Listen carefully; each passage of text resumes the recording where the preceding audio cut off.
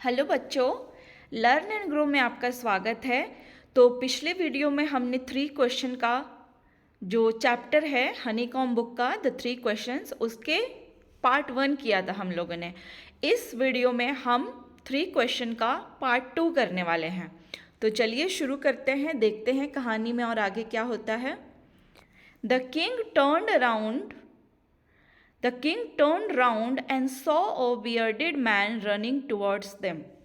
जो राजा होता है वो मुड़ता है और देखता है कि एक दाढ़ी वाला आदमी जो है उनकी तरफ दौड़ के आ रहा है। His hands were pressed against his stomach. जो आदमी था जो दौड़ के आ रहा था उसने क्या किया था, अपना जो हाथ है वो अपने स्टोमक के ऊपर रखा था और उसको जोर से दबाया हुआ था। From which blood was flowing.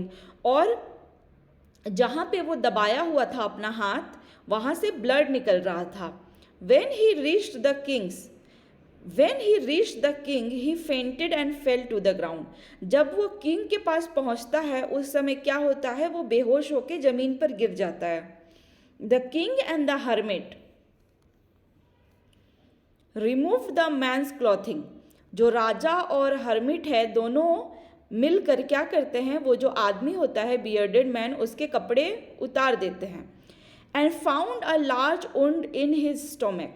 और जब कपड़ा उतारते हैं तो उनको क्या पता चलता है, उनको दिखता है कि उसके पेट के ऊपर एक बड़ा सा घाव है, उसी घाव में से खून निकल रहा होता है। The king washed and covered it with his handkerchief. जो राजा थे उन्होंने घाव को धोया और घाव को हैंकरचीफ से उन्होंने ढका, लेकिन ब्लड नहीं रुक रहा था। The king redressed the wound until at last the bleeding stopped. और जब ब्लड नहीं रुक रहा था हैंकरचीफ से तो राजा ने क्या किया, उसको बार बार उसको ड्रेसिंग करने लगे, बार बार उस पर कपड़े लपेटने लगे और तब तक कपड़े लपेटे जब तक कि ब्लीडिंग रुक नहीं गया। The man felt better and asked for something to drink. ये सब के बाद जो है, जो बियर्डेड मैन था उसे थोड़ा बेहतर महसूस हुआ और उसने कुछ पीने के लिए मांगा। The king brought fresh water and gave it to him. जो राजा था वो फ्रेश वाटर लाया और उसने बियर्डेड मैन को पीने के लिए दिया। By this time the sun had set and air was cool. इस समय तक सूरज ढल चुका था और हवाएं भी ठंडी हो चुकी थी। King with the hermits help carried the wounded man into the हट. किंग और हर्मिट एक दूसरे की मदद करके वो जो बियर्डेड मैन था उसको उठाकर उन्होंने हट में लेके गए, झोपड़ी के अंदर ले गए। Led him on the bed, और उसे बेड पर लेटा दिया। The man closed his eyes and lay quiet. जो बियर्डेड मैन था उसने क्या किया, अपना आंख बंद किया और बेड पर लेट गया। The king tired by his walk and work he had done lay down on the floor and slept through the night. अब राजा भी थके हुए थे क्योंकि उन्होंने काफ़ी काम किया था, इतने दूर चल कर आए थे हर्मिट के पास। फिर उन्होंने गड्ढा की भी खुदाई की थी, उन्होंने खुदाई की काम किया था। उसके बाद राजा ने बियर्डेड मैन की भी हेल्प की। तो यह सब काम में राजा थक चुके थे, इस वजह से राजा क्या किए, वो भी जमीन पर जाके लेट गए और पूरी रात सोते रहे। When he awoke, it was several minutes before he could remember where he was or who the strange bearded man lying on the bed was. अब राजा उठे। अब इससे पहले कि वो सोच पाते कि वो कहाँ है और वो बियर्डेड मैन जो है जो बेड पर लेटा हुआ है वो कौन है, उसके पहले ही जो बियर्डेड मैन था उसने हल्के से आवाज़ में राजा को कहा, फॉरगिव मी, मुझे माफ़ कर दीजिए। जब उन्होंने देखा कि राजा उठ गए हैं तो उन्होंने धीरे से आवाज़ से बोला, फॉरगिव मी, मुझे माफ़ कर दीजिए। I don't know you and have nothing to forgive you. अब राजा तो नहीं जानते थे कि बियर्डेड मैन कौन है, तो वो उनको बोले कि मैं तुम्हें नहीं जानता हूँ और मैं तुम्हें किस लिए माफ़ करूँ, ऐसा कुछ भी नहीं है जिसके लिए मैं तुम्हें माफ़ कर सकूँ। यू डोंट नो मी, तो बियर्डेड आदमी बोलता है कि आप मुझे नहीं जानते, लेकिन मैं आपको जानता हूँ। मैं आपका वह एनिमी हूँ जिसने कसम खाया था कि मैं आपसे बदला ले लूँगा, क्योंकि आपने मेरे भाई को डेथ की सज़ा दे दी थी और आपने मेरी पूरी प्रॉपर्टी भी हथिया लिया था। इसलिए मैंने कसम खाए थे कि मैं आपसे बदला लूँगा। I knew you had gone alone to see the hermit. मुझे पता था कि आप जो है हर्मिट से मिलने अकेले गए हैं। I made up my mind. मैंने अपना पूरा मन बना लिया था कि मैं आपको मार दूंगा जब आप अपने घर आएंगे। जब आप अपने घर लौट के यहाँ से जाएंगे तब मैं उसी दौरान आपको मार दूंगा। इस चीज़ का मैंने मन बना लिया था।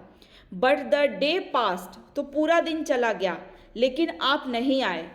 सो I left my hiding place, तो मैं जिस जगह पे छुपा हुआ था उस जगह को मैंने छोड़ के I came upon your bodyguard, मैं आपके बॉडी गार्ड से जा मिला। हु रिकॉग्नाइज्ड मी, जिसने मुझे पहचान लिया, एंड वुंडेड मी, और उसने मुझे घायल कर दिया। आपके बॉडीगार्ड ने मुझे पहचान लिया और उन्होंने मुझे घायल कर दिया। आई एस्केप्ड फ्रॉम हिम, मैं उनसे भाग आया। But I should have died, लेकिन मैं मर ही चुका होता। इफ़ आप मेरे वुंड को ड्रेस्ड अगर नहीं करते, आपने अगर मेरे घाव में पट्टी नहीं करते तो शायद मैं मर ही चुका होता। I wished to kill you, मैं आपको मारने की सोचा था, मैं चाहा था कि मैं आपको मार दूं, लेकिन आपने मेरी जान बचाई है। नाउ इफ आई लिव, अगर मैं जिंदा रहता हूँ, I will serve you as your most faithful servant, अगर मैं जिंदा रहता हूँ तो मैं आपका सबसे वफादार सर्वेंट बन के रहूँगा। Will order my sons to do the same, और मैं अपने बेटों को भी ऑर्डर दूंगा कि वह भी यही करें। फॉरगिव मी, मुझे माफ़ कर दीजिए। The king was very happy to have made peace with his enemy, अब राजा बहुत खुश था कि उसने अपने एनिमी के साथ सुलह कर लिया था, और वो भी इतनी आसानी से। To have won him over a friend, और उसने उसको जीत लिया था एज अ फ्रेंड, मतलब वो उसका फ्रेंड बन चुका था अब। ही नॉट ओनली फॉरगिव हिम, राजा ने न सिर्फ उसे, अपने एनिमी को माफ़ ही किया था, बल्कि उसने यह भी कहा कि वह अपने नौकर और अपने डॉक्टर को भेजेगा उसकी देखभाल करने के लिए। And he promise to give back the man his property, और उसने बियर्डेड मैन से प्रॉमिस भी किया, वादा भी किया कि राजा ने जो प्रॉपर्टी सीज कर ली थी वह वापस भी कर देगा उसको, बियर्डेड मैन को। Leaving the wounded man, the king went out of the hut and looked round for the hermit. अब बियर्डेड मैन से ये सब बात करने के बाद राजा जो है वो मैन को छोड़कर बाहर निकलता है हट से और ढूंढता है चारों तरफ हर्मिट को, क्योंकि वह जाने से पहले वह चाहता था कि वो से अपने 3 क्वेश्चन के आंसर मिल जाए। वो एक बार और कोशिश करना चाहता था अपने क्वेश्चन के आंसर्स पाने के लिए। The hermit was on his knees, hermit अपने घुटने के बल पे बैठकर बीजों को मिट्टी में बो रहा था, उसी गड्ढे में जो कि पिछले दिन राजा ने खुदाई किया था।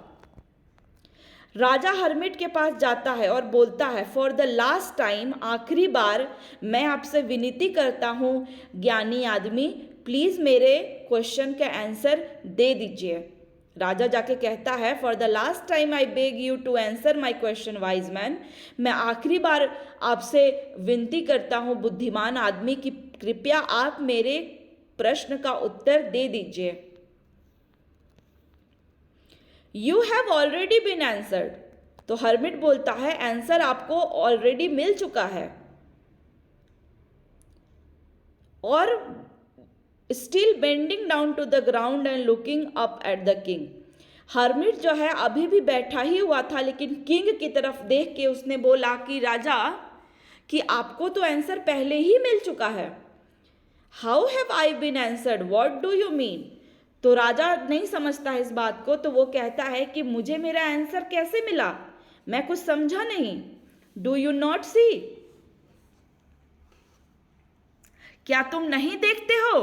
रिप्लाइड द हर्मिट, हर्मिट ने रिप्लाई किया, if you had not pitied my weakness, अगर कल तुमने मेरी कमजोरी पर दया नहीं, अगर कल तुम्हें मेरी कमजोरी पर दया नहीं आई होती, and had not dug this beds for me, और आपने जो ये खुदाई किया है ये नहीं की होती, तो आप वापस चले गए होते। Then that man would have attacked you, तो वो आदमी जो है बियर्डेड मैन आप पे अटैक कर चुका होता। You would have wished you had stayed with me, और तब आप इच्छा जाहिर करते कि काश मैं वहाँ रुक गया होता। So the most important time was when you were digging the beds, तो सबसे इम्पॉर्टेंट टाइम तब था जब आप खुदाई का काम कर रहे थे। And I was the most important man, और मैं सबसे इम्पॉर्टेंट मैन था। To do me good was your most important business, और मेरे साथ अच्छा करना ही मोस्ट इम्पॉर्टेंट काम था। Afterwards when the man ran to us, बाद में जब आदमी दौड़कर हमारे पास आया, the most important time was when you were caring for him, तो सबसे इम्पॉर्टेंट टाइम वह था जब आप उसकी केयर कर रहे थे, उसके ऊपर पट्टी बांध रहे थे, उसे पानी पिला रहे थे, तब वो मोस्ट इम्पॉर्टेंट टाइम था। Because if you had not dressed his wound, अगर आप उसके घाव को ड्रेस्ड नहीं करते, पट्टी नहीं लगाते, ही वुड हैव डाइड, तो वह मर जाता। Without having made peace with you, बिना आपसे सुलह किए ही वह मर जाता। So he was the most important man, so most important man उस समय कौन था, वह था। And what you did for him was your most important business, और आपने जो उसके लिए किया उस समय, वह आपका मोस्ट इम्पॉर्टेंट बिजनेस था। Remember then there is only one time that is important, याद रखिए सिर्फ एक ही समय है जो कि इम्पॉर्टेंट होता है, और वह है नाउ, मतलब अब। It is the most important time because it is the only time we have any power to act. अभी का जो समय है, जो प्रेजेंट का जो समय है, यही सबसे इम्पॉर्टेंट समय है, क्योंकि इसी टाइम पे हमारे हाथ में पावर होता है कि हम कुछ भी एक्ट कर सके, कोई भी काम कर सकें। The most necessary person is the person you are with, और जो मोस्ट इम्पॉर्टेंट पर्सन होता है वो वही पर्सन है जिसके साथ आप किसी भी एक पर्टिकुलर मोमेंट में होते हैं, क्योंकि अगले क्षण में वह इंसान के साथ आप होंगे या नहीं होंगे ये कोई नहीं जानता, या हम उस पर्सन से फिर से मिलेंगे या नहीं मिलेंगे या हम नहीं जानते। The most important business is to do that person good, और जो इंसान हमारे साथ है उस इंसान के प्रति अच्छा करना ही हमारा सबसे इम्पॉर्टेंट बिजनेस है।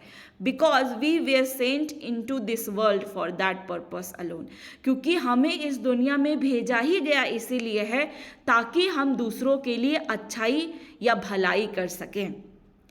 तो ये स्टोरी जो लिखी हुई है वो किसने लिखी है, लियो टॉल्स्टॉय ने लिखी है। तो बच्चों ये स्टोरी ख़त्म हो चुकी है। होप आपको पसंद आई होगी ये स्टोरी। प्लीज़ कमेंट करें कि आपको और किस टॉपिक पे वीडियो चाहिए। Thank you so much.